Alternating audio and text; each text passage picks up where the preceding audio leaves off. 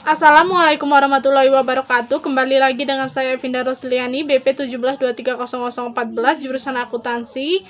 Saya dari kampus STIK BP Padang ingin mempresentasikan salah satu tugas seminar akuntansi keuangan dengan tema kali ini yaitu Islamic Accounting. Judul artikel yang saya ambil pada kali ini yaitu A Study of Compliance with AAOIFI Accounting Standard by Islamic Banks in Bahrain. Langsung saja kita masuk ke pembahasannya. Keuangan Islam telah mengalami pertumbuhan yang luar biasa dalam beberapa tahun terakhir. Tidak hanya dalam hal aset yang dikelola, tetapi juga dalam produk yang ditawarkan. Pertumbuhan telah melebihi perkembangan yang terkait dalam kerangka peraturan yang mengharuskan beberapa kontrak Islam. Sistem regulasi global akan menjadi semakin penting bagi sektor keuangan Islam untuk memfasilitasi pertumbuhan yang berkelanjutan. Salah satu aspek penting dari sistem tersebut adalah standar akuntansi untuk penyusunan laporan keuangan oleh Bank Syariah, sebuah badan pengaturan Islam, organisasi akuntansi dan audit untuk lembaga keuangan Islam atau yang biasa disebut dengan AAOIFI. Ada selama 20 tahun, tetapi empiris yang sedikit terhadap aturan dengan standar ini sejauh ini telah dilakukan. Sehubungan dengan dua dari standar ini dan rendah dibandingkan dengan dua lainnya, meskipun ada banyak studi yang mengukur berdasarkan standar pelaporan keuangan internasional IFRS yang dikeluarkan oleh Dewan Standar Akuntansi Internasional IASB.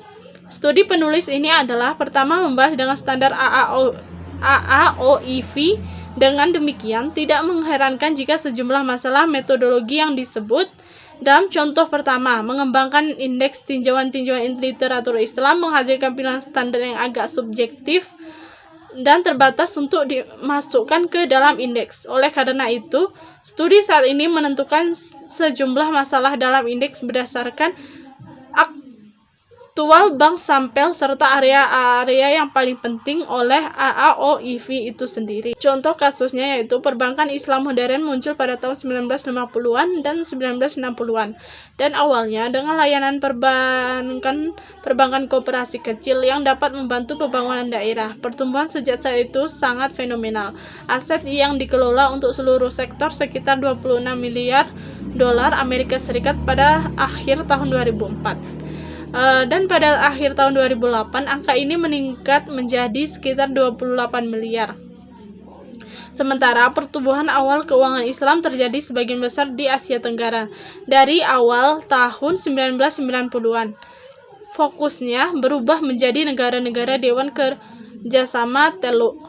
Pada tahun 2002, kawasan ini diperkirakan menyumbang 74% dari aset sistem perbankan Islam. Angka yang tidak memenuhi keuntungan aliran dana dari negara-negara barat kembali ke Timur Tengah selama peristiwa 11 September 2001 di Amerika Serikat.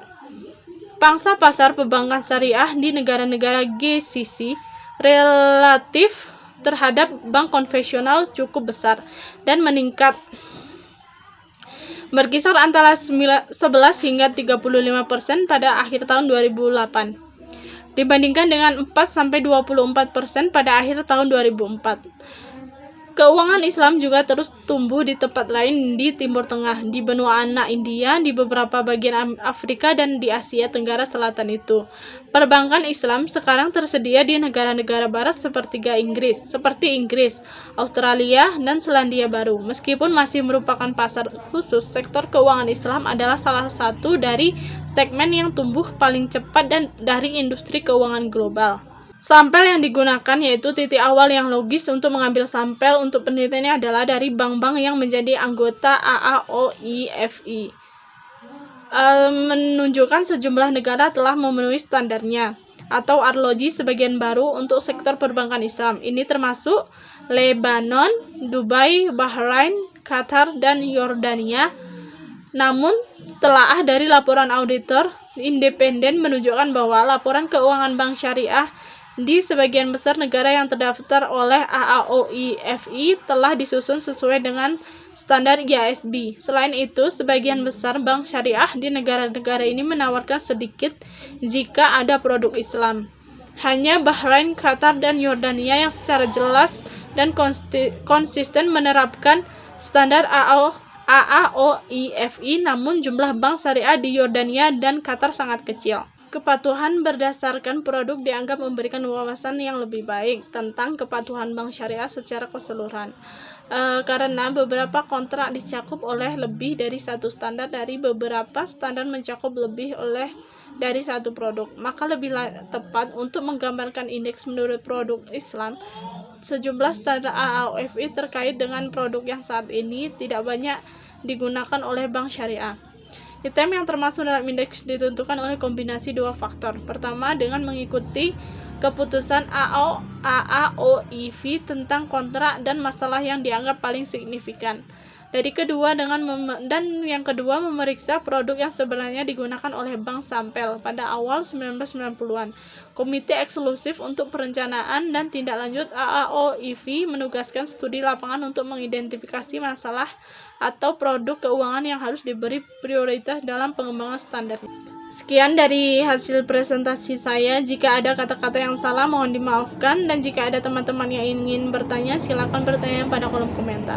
Saya tutup. Wabillahi taufiq wal hidayah wa ridho wal inayah. Wassalamualaikum warahmatullahi wabarakatuh.